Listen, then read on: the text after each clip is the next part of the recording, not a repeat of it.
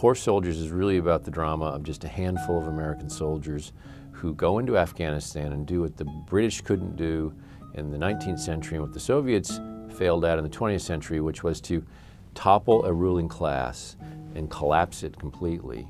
And they did this by being guerrilla fighters and fighting in much the way that we would think about our own American Revolution in the way that we fought against the British. You want to imagine thousands of these horses pounding across the Afghan plain, charging at the Taliban line, firing over the heads of the horses.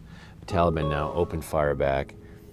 These guys are being yanked out of the saddle. They fall to the ground.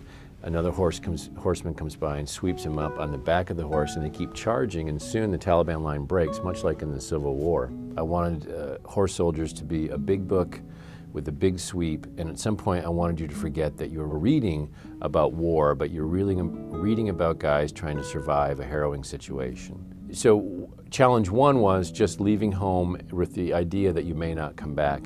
Challenge two is they were told very little about their mission. They were told that they had to attack the Taliban and Al-Qaeda camps that sponsored 9/11, and what they weren't told was you'd probably have to ride a horse to do this.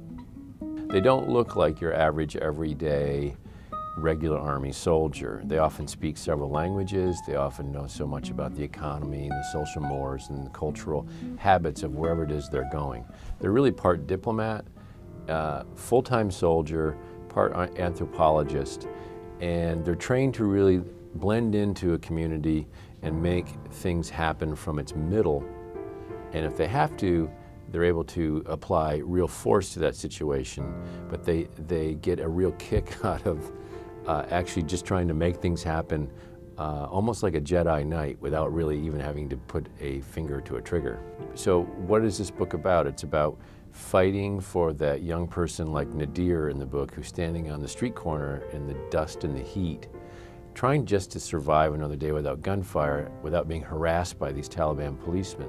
We learned that really small, wise, discreet teams of people that are trained and aware and sensitive to what the locals want and listen to that and don't give up and are adaptable, that when they are used, they can actually have the force of a huge army.